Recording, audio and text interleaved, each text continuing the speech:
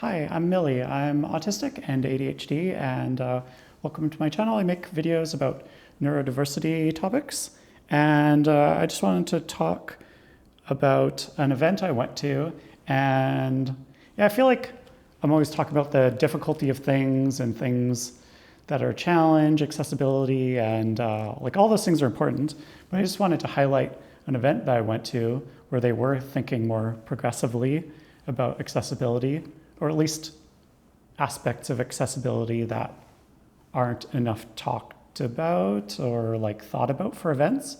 And yeah, I just wanted to talk about like how I was worried it was going to be a more difficult experience, but then it was actually because of options they had that I'll talk about that.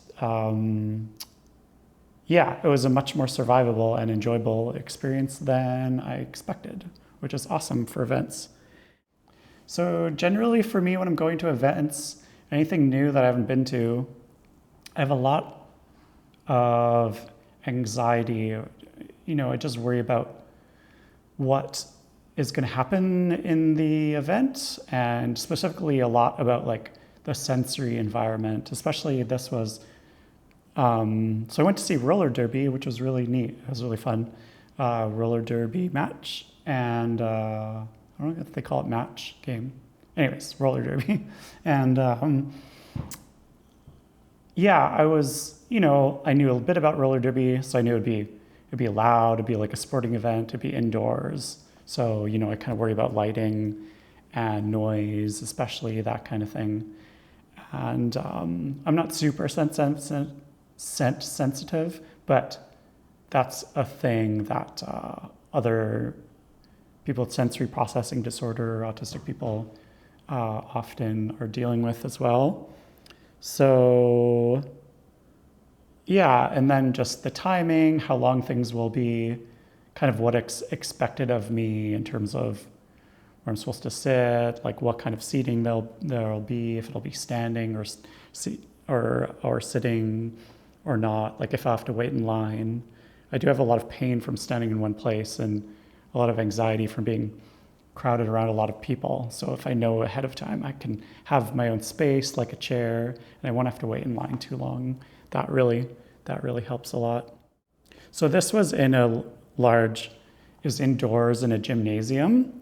And yeah, so kind of sporting events inside. It was very echoey. So to me, this was like kind of a worst case scenario of being inside, like bright overhead lights, which will, if I don't do anything about it, will in a half an hour cause me shut down, to the point where I dissociate and lose my ability to speak and like all kinds of things happen.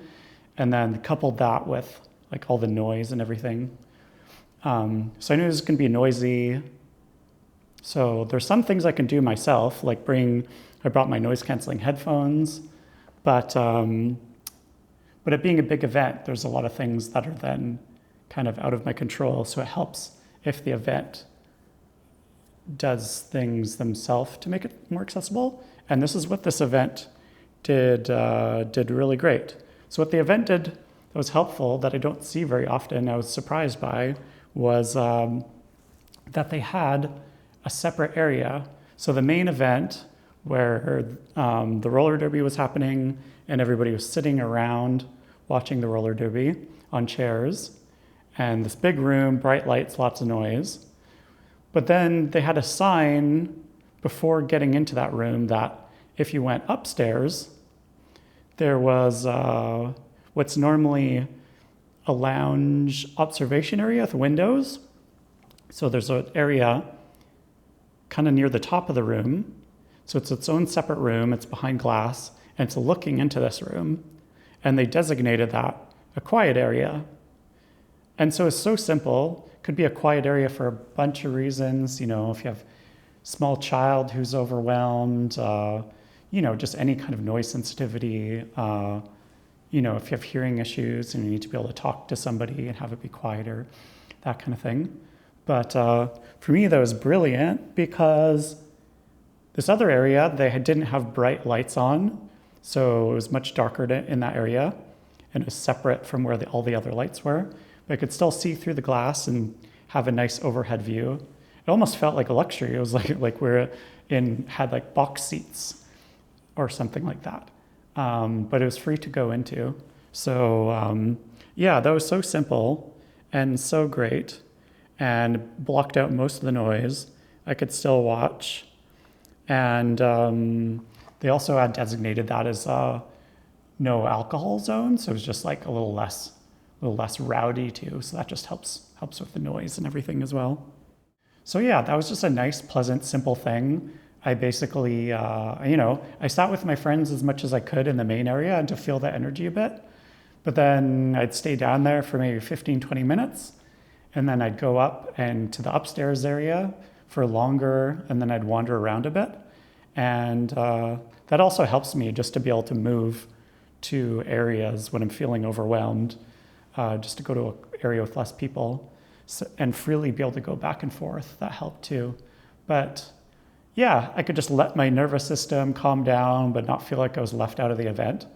And then when I was feeling up for going back into the main area and being with my friends, and because I wanted to take a few photos as well, then I would just go back and then repeat that cycle. And when I first came into the event, before I noticed that there was the quiet area upstairs, I was like, oh my God, like this is kind of what I expected. But I was like, I have my hearing protection, but the lights can get me, and it's still going to be too much motion and noise and everything. And so I was like, oh, I'm going to have to leave before my friends, or even before the first game is done. And yeah, so that quiet area really saved me. So thanks to the organizers of that event. Yeah, I appreciated that a lot. And so that was all great. And but I also wanted to talk about who else is making events. Some other things that could go even further to make it specifically more accessible for autistic people, ADHDers, other cognitive disabilities or learning disabilities, sensory processing disorder, all this neurodivergence, wonderful ball of things that makes life fun but very difficult often. So like I was saying before, attending events, for me, having as much information as possible before would be great. So an explicit, in my other video about Disney, one thing I like that they did is they have a sensory guide. So they tell you every ride and tell you like which ones will have loud noises or a lot of lighting effects or smells or that kind of thing. So wouldn't quite have to be that detailed, but they could have like just a little sensory blurb about the event. It'd be like, the space is really echoey, there's going to be lots of yells, people crashing into each other, lots of motion, lots of people talking over each other. And yeah, so just give that as much sensory information as possible beforehand. And then as much information as possible about like expectations of maybe how long you can have to wait in line. I like sort of a step-by-step what to expect.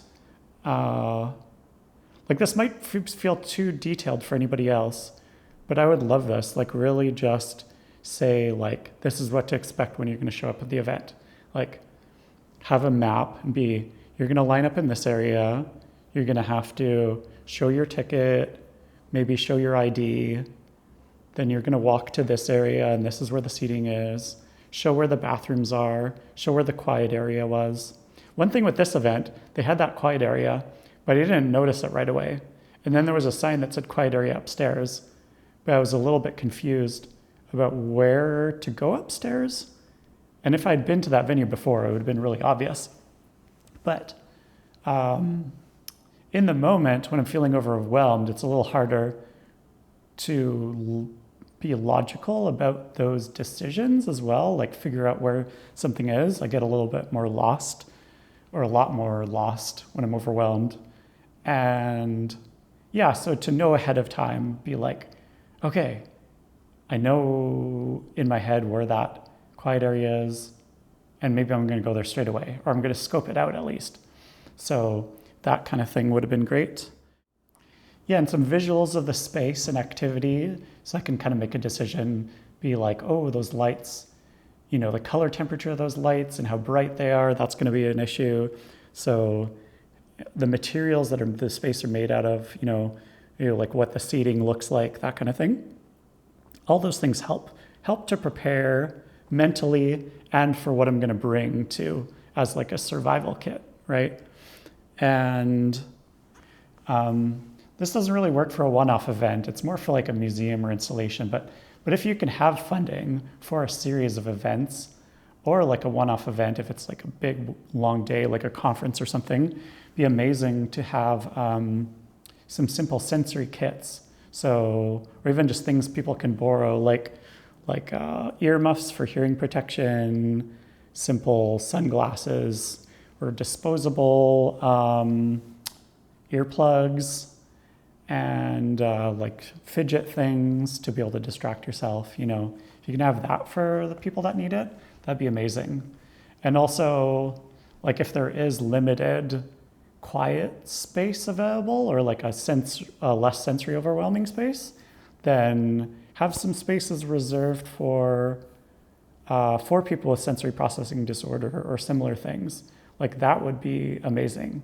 It was great that they had the space for everybody, but if all the space is taken up by people just for different reasons and there's no space left over for people that need it for reason related to disability, that can feel bad sometimes. So it's nice if it makes it feel safe if you know that the space is already dedicated for you. And also just having all the staff at the event, like neurodivergence, autism, all these things aware. So to know that, if people are wearing hearing protection, why they are. Also, I was communicating the whole time through AAC, through my app with text-to-speech. So just to know to expect that, or, people might be signing or using communication cards. If people are just expecting those things, it just feels safer for the person using it and saves some moments of the person working there figuring out like, oh, what are you trying to do?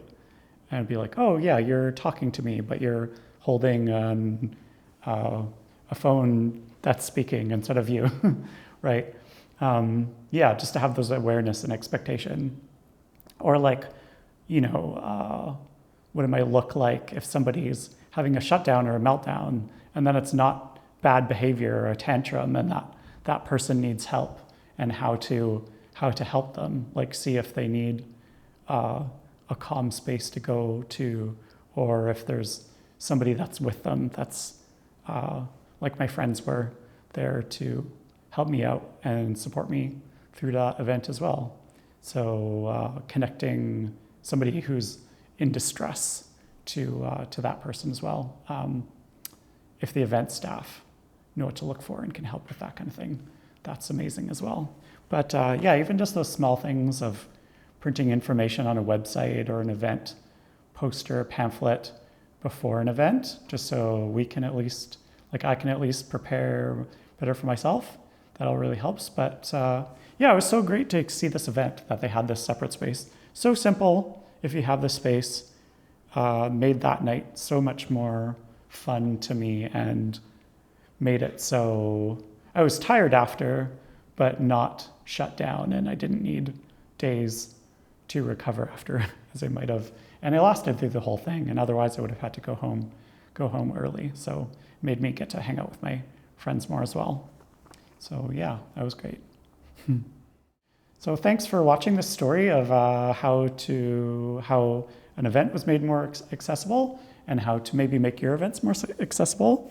If you'd like to see more topics about neurodiversity and autism, ADHD, and related things, mental health, those kind of things, please check out the rest of the videos on my channel and subscribe if you want to watch more. And thanks so much for watching. Bye.